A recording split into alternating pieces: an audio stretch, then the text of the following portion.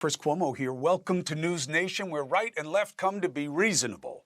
And boy, if you think that Epstein is an example of where the president is actually sideways with the interests of his own base, the news today is something you need to pay attention. This Senate hearing with Bobby Kennedy was big news, and not because of what you think it was going to be. And I'm with you. The Senate versus Trump's health secretary, Bobby Kennedy Jr., but there was something else, and the headlines miss it or ignore it. So that's why I'm talking to you about it right now. Here, the news is the headline. I'll give you the headline. More of the same.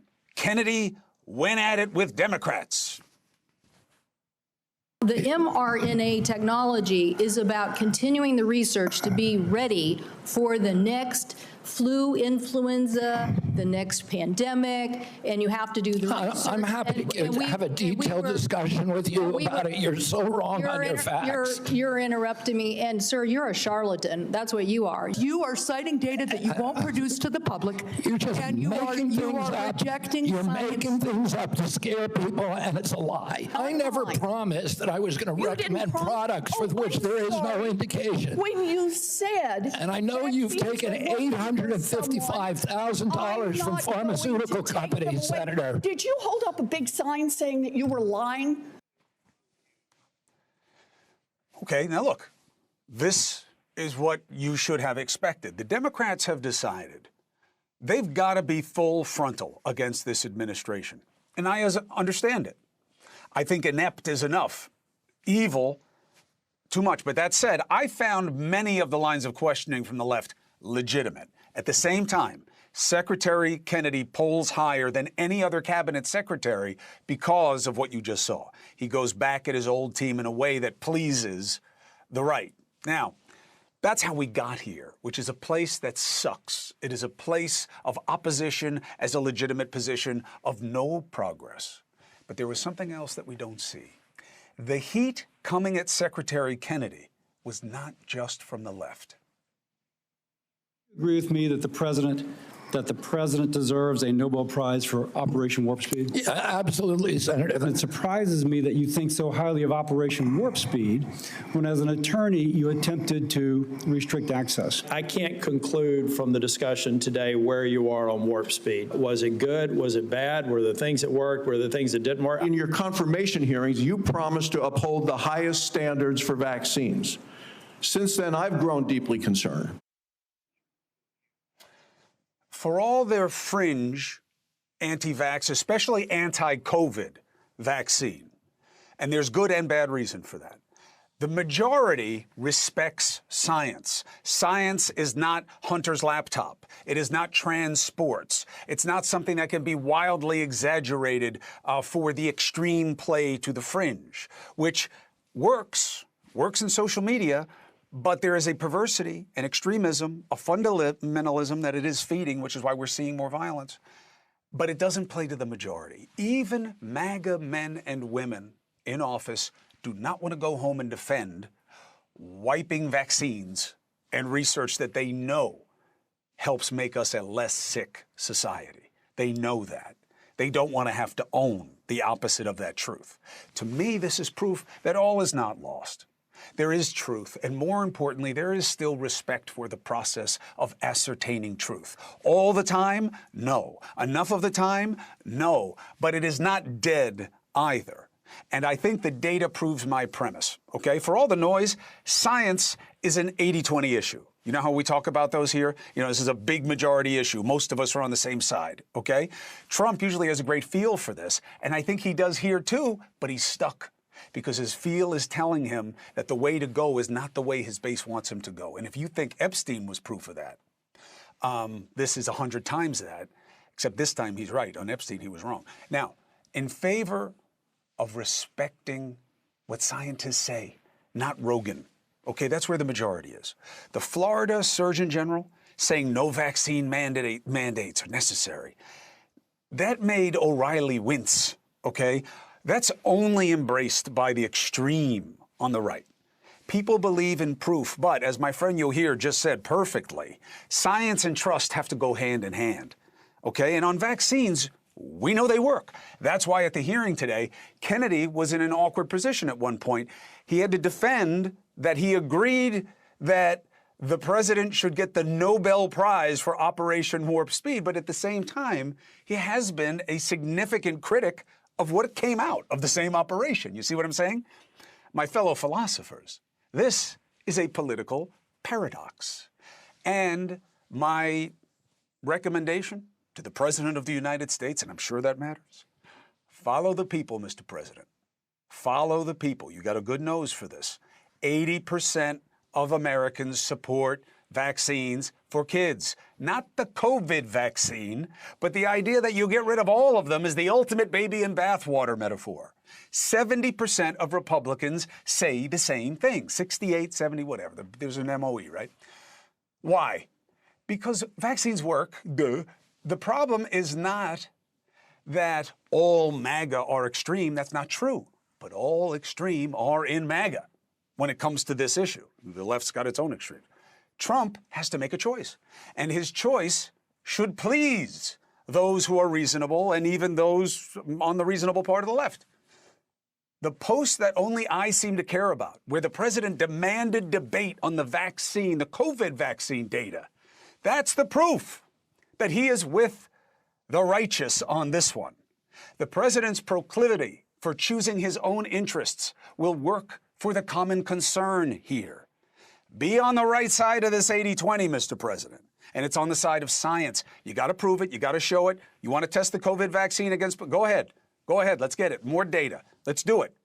But this is the right place to be. Now, let's talk about what today told us about the state of play with public health. Now, one of them is a friend of the show you know very well, Dr. Drew Pinsky. Great to have him. Another one is a PhD doctor, okay, a researcher on this, who I have been wowed by on Instagram, okay? Her name is Dr. Jessica Knurick, and I have been stealing her stuff.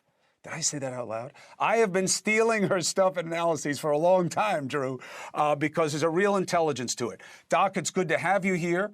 You can find her on Instagram. We'll put it on the screen. But thank you for joining us, and I've appreciated what you've been doing. Now, let's talk. Dr. Drew, Yes, sir. I don't think it's worth me taking your time with how did Bobby do. I think Bobby acquitted himself well. I think he's got hard and soft areas.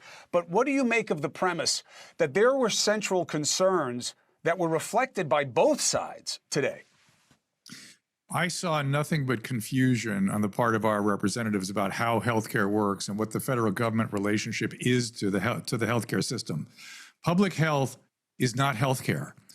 The physician is responsible for doing whatever is in the best interest of the patient in front of him or her, and is at their liberty to use any and all available resources, completely independent of what the federal government thinks, what the CDC thinks, what the FDA thinks. These are advisory only. And this idea that the CDC is an organization that is thus saith the Lord is a complete misrepresentation. They make recommendations. The insurance companies create a scam on those recommendations. They use it as a way to justify whether they cover something or not. But the recommendations are just that. The physician is at their liberty to do whatever they wish. All right, but Jess, that's kind of the point, though, right? Is that's what the lawmakers were arguing, that you shouldn't be taking things out of the capabilities of doctors by saying, you know, none of these vaccines can be used for different kinds of people and make it hard for them to get them. You should leave that to the doctors and the patients. What was your read on the dynamic today? Yeah, I mean, I think that was exactly Senator Warren's point when she was questioning him as well. You can say that, you know, that he's not taking away vaccines from anyone, but if the CDC is not recommending or is only recommending the COVID vaccine for 65 and up and people with pre-existing conditions, that leaves a lot of people who are no longer going to be covered by insurance. And if they're no longer covered by insurance, they're not going to have access to their vaccines when they go to their pharmacy. And so I think that that's kind of like it's just a loophole in terms of how they're explaining it.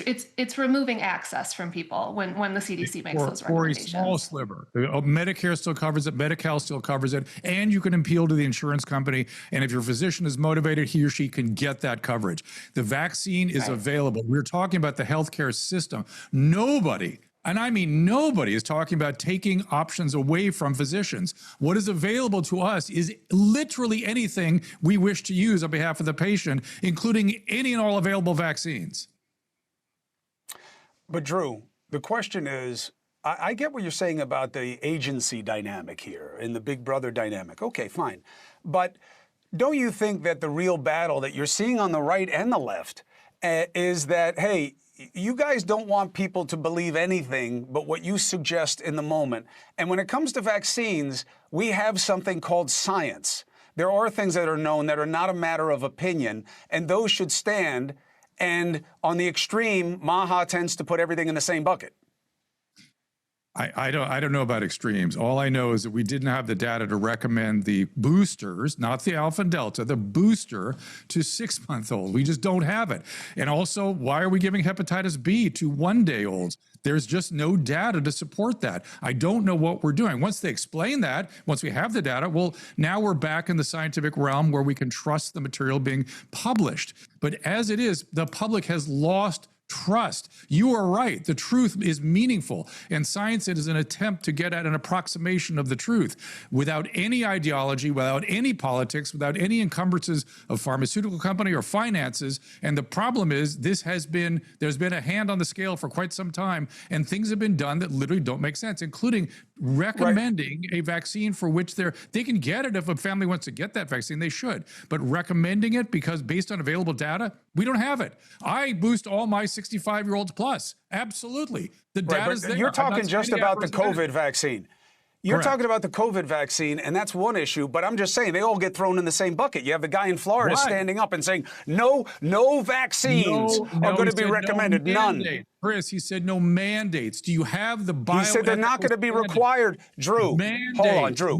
Drew, I'm going to bounce this to Jessica. I know, Drew, and you're telling me that you think as a question of science, and I'm going to let Jessica answer it right now because she's more qualified, but if your position is, oh yeah, you don't need to make kids have to take certain vaccines to go to school, it'll be okay, just leave it to their doctors. I don't buy that at all, and our experience doesn't buy it. But Jess, you give your take, and then Drew can respond. Okay. I mean, I think this is interesting that this happens all the time. What a lot of people will do is they'll say, oh, we don't have the data, we don't have the science, kind of relying on people to not know that we do have a lot of good data to establish these recommendations. I mean, Dr. Drew brought up the Hep B vaccine. Experts in that area consistently discuss how we have good data and why the Hep B vaccine is given. And I mean, even Senator Cassidy was having a debate this week. Is the child going to go out and step on a needle? Is the child going to use IV drugs? Is the child going to have sex with a drug user? Is the child's mother have hepatitis B? No, because we test for that. Why are we giving hepatitis B vaccine? And again, bioethics matter. Bioethical standing is that nobody is harmed by what we do to them. That's a bioethical mandate. Yes, we want to protect others, but we first must do no harm. But isn't that a projection, Dr. Drew, that you think the COVID vaccine hurt more people than it helped? No, not if you're over 65. I helped a lot of patients with that vaccine, particularly during the Alpha and Delta phase. You think under 65, the vaccine hurt more people? If you were 20 years of age, the probability is, I would say you were more likely to be harmed than helped at age 20. You would say, but what would you say based on? Are you saying that based on data or just like what? I'm saying based on the probability of a 20-year-old getting serious illness from COVID, even all the way back in the Alpha and Delta phase, but certainly in Omicron, let's just use Omicron, the probability of a 20-year-old getting severe illness from Omicron approaches zero. The probability of myocarditis was non-zero. So the risk reward was just not there. And yet it was mandated for those kids to go to school, for college. The mandate that if you want it, get it by all means. But the bioethical standing for a mandate is just not there for a lot of these things that we did very casually, where risk reward was not a proper, and there was not a proper analysis. And physicians were scared to do anything except what came down from on high, which is not our role as physician. Our role is to represent that patient in front of us in the specific, unique circumstance of that patient. Jessica.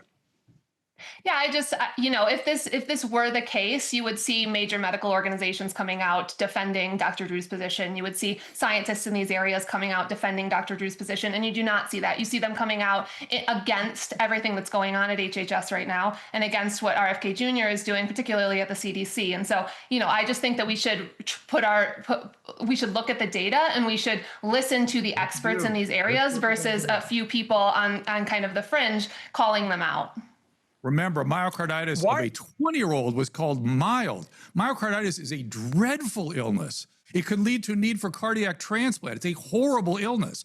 And people were like, oh, just mild myocarditis, just mild myocarditis. There's no such thing as just mild myocarditis. I know. Look, Drew, I hear you on it, but I got to tell you what's equally frustrating is when I hear all these people say that about COVID.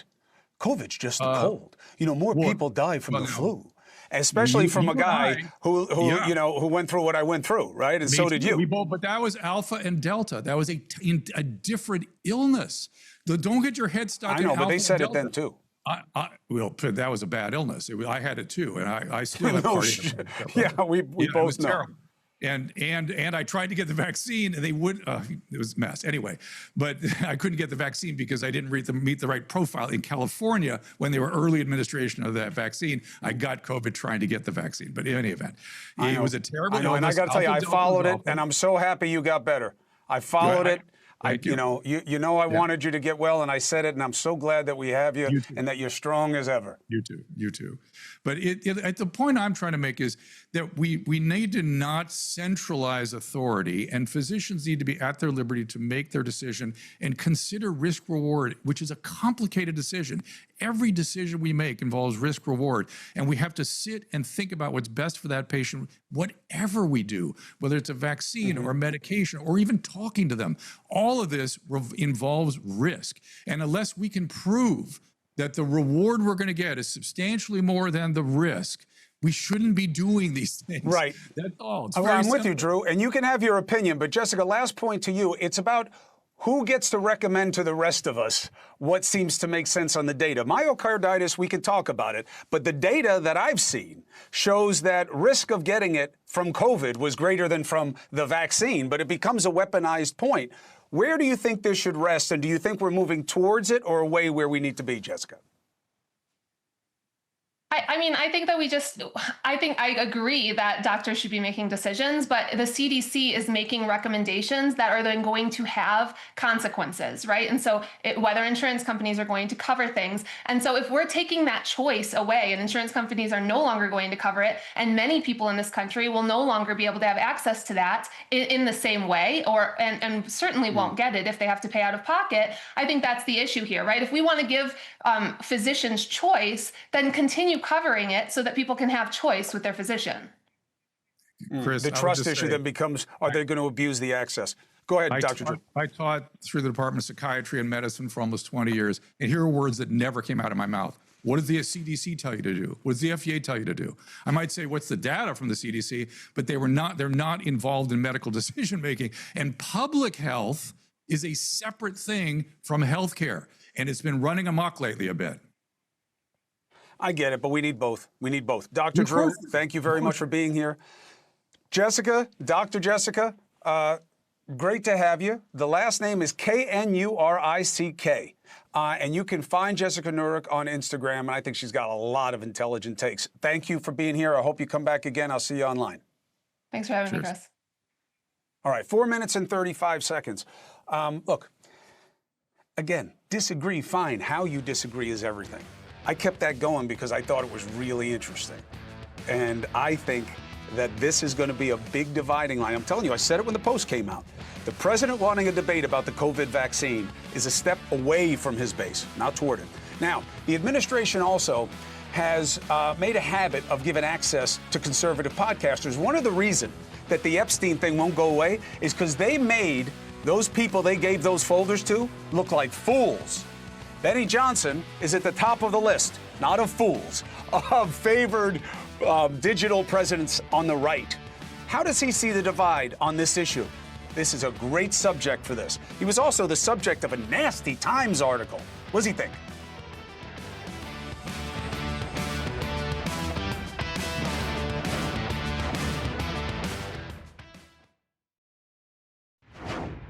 he's a very good person. And he means very well, and he's got some little different ideas. I guarantee a lot of the people at this table like RFK Jr., and I do. I heard he did very well today, but it's not your standard. It's not your standard talk, I would say, and that has to do with medical and vaccines. But if you look at what's going on in the world with health, and look at this country also with regard to health, I like the fact that he's different. Now, here's the key part of that I for me, okay? You tell me what you think.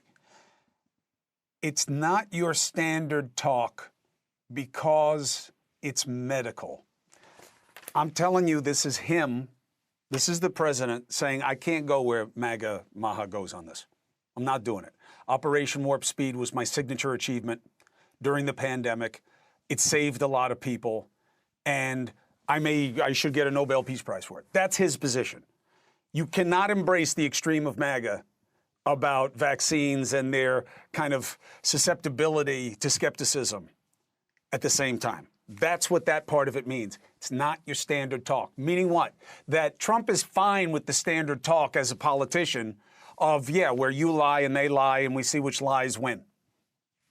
I'm telling you, this is a good thing for him to be sideways with his base. I don't care about the politics of that. You may.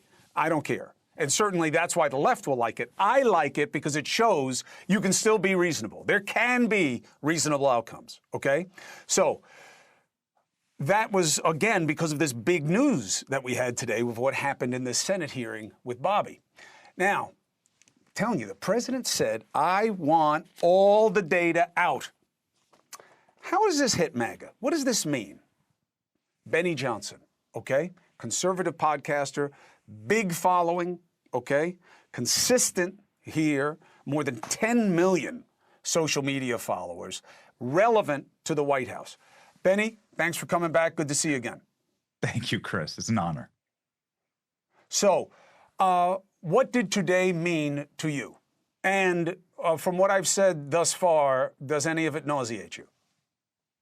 No.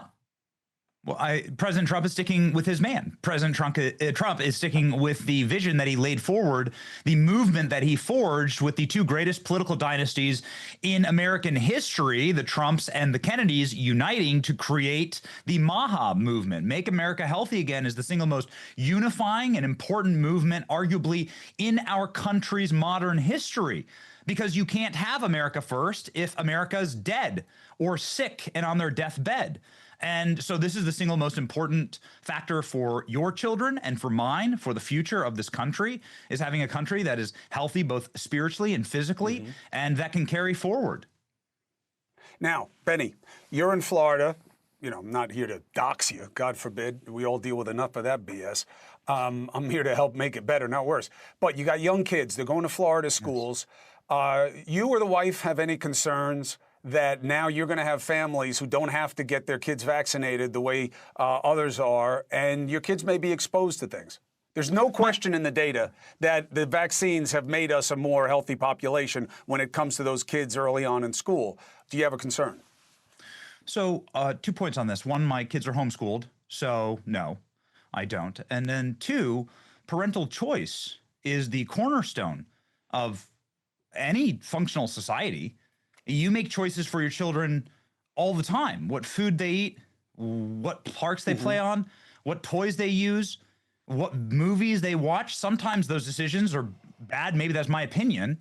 But functionally, the structure of the life of the child is decided by the parents. Now, this is something that my wife, who's a nurse, and I were talking about tonight, actually, shout out Nurse Kate, is that this is something that is going to require parents to really do some research and take some ownership. And, and they won't. That is what responsibility is. And the problem is like too many won't, Benny. Parenthood is responsibility, no, right? come on. And so, Benny, when it's not if we're going to talk about mandate, parents' ability in this country, but Benny, hold on a second. This is why this is the other side. Sure. You can't just say the parent is the cornerstone. Yeah, in terms of what happens with my kid, yeah, that's my call. That's your call as daddy for your brood. That's not what we're talking about. The cornerstone here is the law in this society. Our national religion is the law.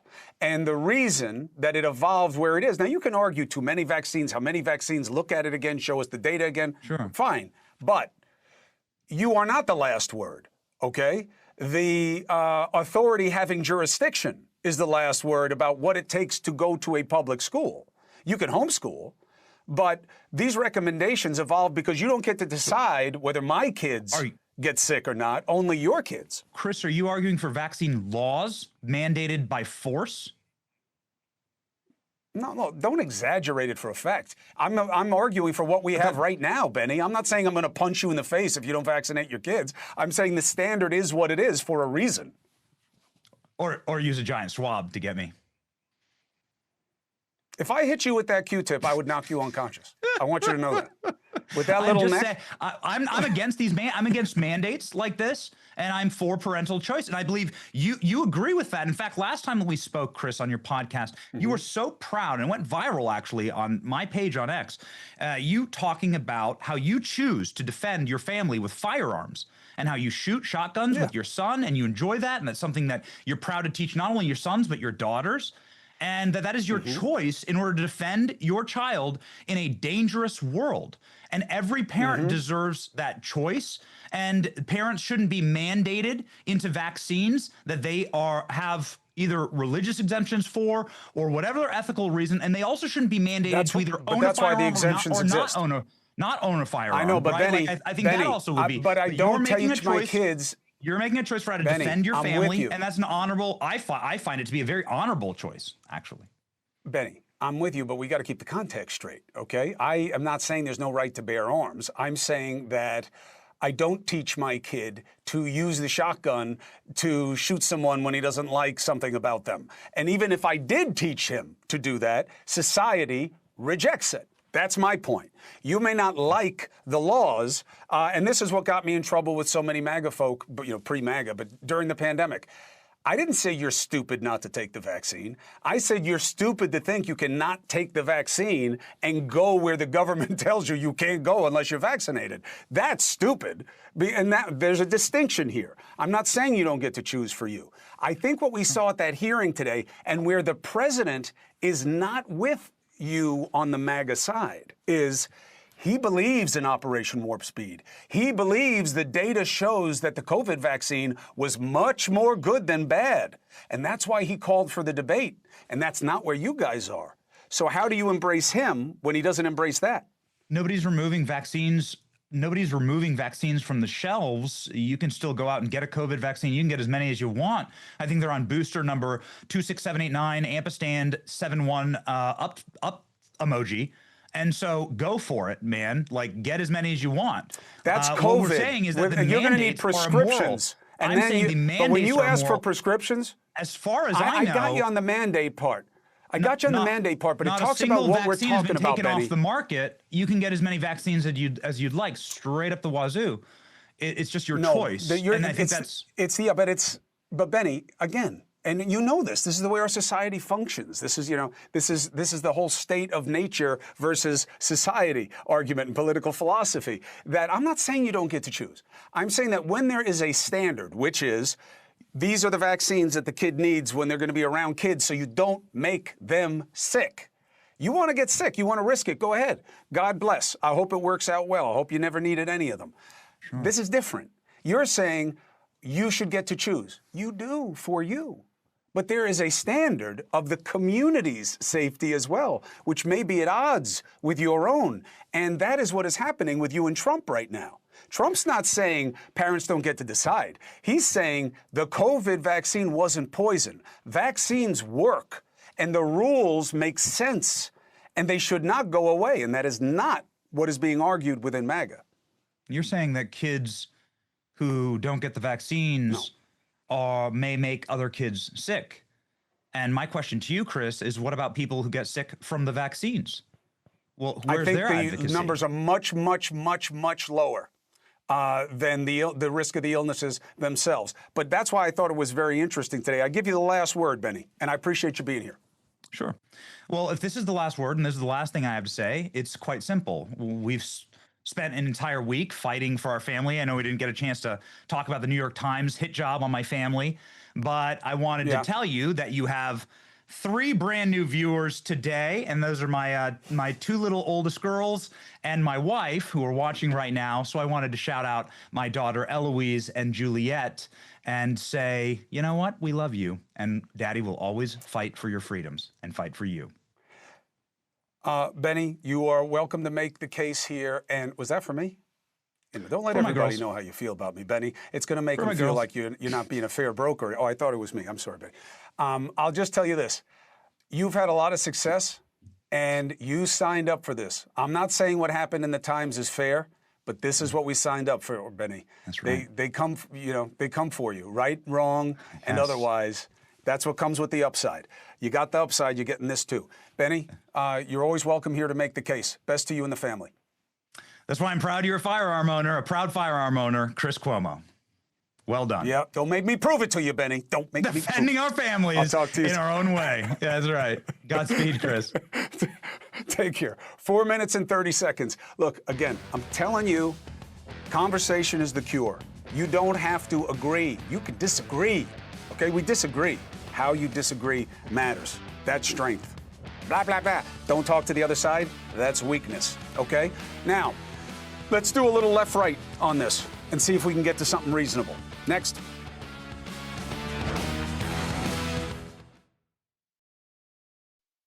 All right, we got some news on our watch here. I should have teased a little differently now that I think about it. I think Representative Thomas Massie just opened Pandora's box on Epstein. Did you hear who he just accused? I'll fill you in. Let me bring in Scottie Nell Hughes, obviously conservative journalist and analyst, and Adam Mockler, big digital presence, lefty. Mockler, first of all, boy, did you selectively chop up our last interview and try to beat me over the head with it for all your fans. I want you to know I follow you, man. I follow you, and I saw what you did to me. That was my production team. I don't know. It might have been a short form clip you saw. But yeah. I don't think we cut you up. I blame Dusty. I think you're coping. I don't think we cut you up. I don't think we did. No, you can't hurt me, man. I'm saying you tried. Now, let's talk about what matters, not me. So, Representative Thomas Massie, okay, who's working with Ro Khanna, which I like. I like seeing left and right doing anything together that is even arguably productive. But I got to tell you, he just accused John Paulson, one of the wealthiest men in our society, one of the biggest righty donors, of being an Epstein person who needs to be looked at. I mean, this is a big deal. I wouldn't be shocked if Paulson sues everybody. But Scottie, you okay with that? Absolutely. I don't care if you're right or on the left side of the aisle in this case. If you have done wrong, you need to be exposed. And Thomas Massie naming this shows that he doesn't care about Republican or Democrat, these ideologies they're supposed to belong to. He cares about getting truth and justice to those who deserve it, regardless of what letter is by their name. You have to respect that, Chris. If there's a basis, I respect it 100%. You left out the most important part. Mockler. But he was a donor. Why? He major ties to Jeffrey Epstein. That's the thing. There are Republicans. But hold on. It's not a sin. It's not a sin to give a lot of money in politics, right? We made it legal with Citizens United. It's not a sin to know Jeffrey Epstein, is it? And if you say that knowing him and being a donor that is connected to him is the same thing as being a pedophile, aren't you asking to write a check? Well, here's the question, though. How close of a relationship did they have? That is all that America wants to know. How close of a relationship? Tell me that. Don't just name drop Paulson. Well, but it's obviously I'm all for it. the tie to him. So, and let every pedophile burn. Let every pedophile burn. But I got to tell you, Mr. Mockler, how do you feel about this if they just start throwing out the biggest names that they can and it's guilt by association? No need for proof anymore. I understand what you're saying. You, of course, have to be careful. But at the end of the day, people are itching for any sort of transparency. I mean, seeing those survivors standing out there yesterday, for decades, they have been neglected. Yeah, I mean, there was a story that they were talking about how for the past few decades, they've been neglected, begging for investigations, administration after administration, not only neglecting them, but this new administration is like spitting on their face. Trump was sitting in the Oval Office saying that It was a hoax. It was a Democratic hoax. So I think that people are itching for any sort of transparency. I think that if Massie has some sort of basis for this accusation, he should reveal it. We probably shouldn't just throw people's names out there, but if there is a basis for this, then yeah, let the public know. We want to know about this. Well, let me also just point out, Paulson is funding, is the major funder for the the PAC that is going up against Massie right now. He's the largest contributor to this anti-Massie PAC. So I think that obviously Massie's going to investigate, what does this man have that he's putting all the money into defeating me? Well, when you start connecting the dots, and here's the thing, I have to get this out before we move on. It is not a bad thing. You can be a conservative and say that you want justice and these names to become legal. It's not, you can say that Trump, I firmly believe that there's nothing that's damaging to Trump, because it would have come out in the 2024 election when Kamala Harris was running and they had all of this information at their fingertips. I think this is damaging to people around Trump, and they're convincing Trump that, hey, you've got to take our side or else it's going to make you look bad. That's false, and conservatives. Wait, so you're saying the only president of the United States doesn't have the agency to just push back on the people around him, and that he's protecting pedophiles, calling it a hoax because the people around him want him to? Is he? I don't think he's protecting pedophiles. I think that he's listening to wrong advisors right now. Oh, he's a puppet. He's a puppet. He's literally a puppet for the people around him pulling the strings. That's what you're saying. That's not exact. That's nothing near what I said. I'm just saying. Then he should call it. Then he should not call it a hoax. To dismiss it all. Well, like I said, I think this is why there's Republicans and Democrats that are going to be largely damaged if this list is ever able to come out to be true. It is true, but come out to fruition to the public eye. And I applaud Marjorie Taylor Greene, Thomas Massie for saying, you know what, women, you're not protected, but we'll protect you. And I think if that's the only way we get justice, doesn't matter if you're Republican or Democrat, let it happen. Let the truth come out. Let the truth come out, not just the names. Right. I don't want to just hear bold-faced names because they get me clicks. I want to know what is the basis of the allegation. That's what I want to know. And look, I'll tell you, to me, there was a big pin put in this balloon when Maxwell had one chance to save her hiney, Ghislaine Maxwell. And she did not give them any. She got into a nicer prison, fine, but she ain't getting out based on what she said. And that's why I'm going to stay on it. The need for transparency is paramount.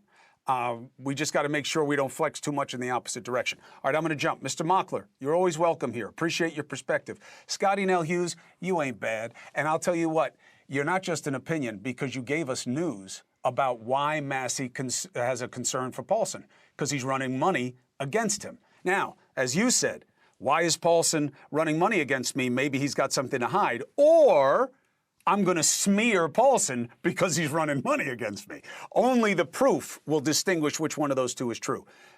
Young man, young lady, until the next time. 4 minutes and 15 seconds. Next, it's all you.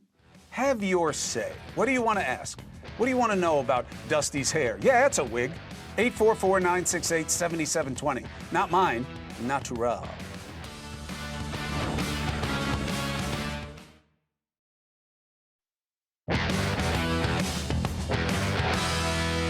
Hey, Dusty, and all of you, by the way, seeing how you're watching. This new band I found today from Israel, Father of Peace, really good. No. And the lead singer, he's going to be very high on my hair donor list. Don't tell people this is a wig. Don't tell people this is a wig, because when I go through Central Park, as I do with my fans, they're going to start pulling on it to see if it's real. Yeah, but you glued it on. Okay, callers. JD from Wichita, Kansas. Hey, thanks. What is your question, sir? Chris. Well, Chris, I appreciated your comments and kind of your take on things, talking with that podcaster about the vaccines, and really it comes down to, in a year we're celebrating 250 years of this type of government. Would you agree that this type of government only works when people are willing to be governed? Yes. And there's going to be tension. We call it an experiment for a reason. But it's a matter of degree. My concern is the extremism. Is Benny an extremist? Some of his positions are extreme, in my opinion. I don't believe that he's a full-on zealot or some kind of terrorist or anything else that, the New York Times was trying to paint him as. I don't think you demonize your opponents. You beat them with better ideas. And your agency over you stops where it affects my agency over me. And that extends to our in loco parentis, okay? In loco parentis is what? In Latin for in the place of the parent, okay? What is that? That is Big Brother. That is the we. That is government. That is the authority having jurisdiction, okay? And you can choose for your kid. You just can't choose for mine. Next. One more, and try not to speak Latin, okay? David from Tamaqua, the Latin. What do you think? You think my audience is dumb? What's your question? Hi, Mr. Cuomo. Well, first thing I just got to say, I first want to say yesterday's show was great with Mr. Smith and O'Reilly. What they are doing is reuniting us. They and you are telling the truth about what is going on and needed to be fixed, which is great. Mr. Smith should be running the Democrats and Mr. O'Reilly should be running the Republicans and show them what they're doing is talking it out and getting things fixed. All right, here's your question, Mr. Cuomo. Don't you believe the Democrats are just doing the political stuff? They are not fighting for our country. They are not taking advantage of President Trump's help for their states, especially Illinois and New York. They could use the military to just go in and help them to fix it. Listen, I'm with you. It's about the how, not the what. I think that the people on the left, the good ones, because you got good and bad on both sides, they are all about fighting for the country. They believe this administration is a threat to what we value. They just have to have better ideas. That takes you to your second point. You don't say, I don't want your help when you run Chicago. You need help. What kind of help? How? Now we're in the idea battle. So don't just say, get away from me, Trump, keep my name out of your mouth. That's disrespectful to the office, but it's also disrespectful to your constituents. I don't want I don't want the National Guard. Why? Because I don't have a terrorism army going on here. I need different agencies, different funding. The how is the key. You're right, but two things can be true. We'll be right back. Oh, have you listened to the Father of Peace yet? Check them out. Father of Peace. No, I don't own them. Good music, though. The bus is here. Batya Unger Sargon in for Leland Vittert. I have a serious question, and then I have a second question. The serious question is whether you think science and the battle over how we do it takes us to a better or worse place in the near term. But before you answer it, which of these make you want to punch me in the face less? These? Or these? Ooh, I like those, Chris. Less, I said, less. What make you want to punch me in the face? Less, not more. Key distinction, Bus. Key distinction. I think those are very What is the answer to the first question? Distinguished. Ooh, Bus. Very politic of you. Is that a new word for ugly? I'm going with the second pair. That was my choice, and I'm sticking to it. First question, gosh, I really hope that we can get to a better place than we're in right now, because that hearing was a disaster today, Chris.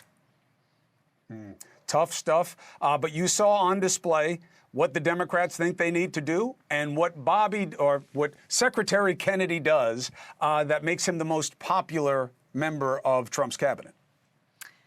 I think I'm very focused on what I think President Trump needs to do, and that's protect his base.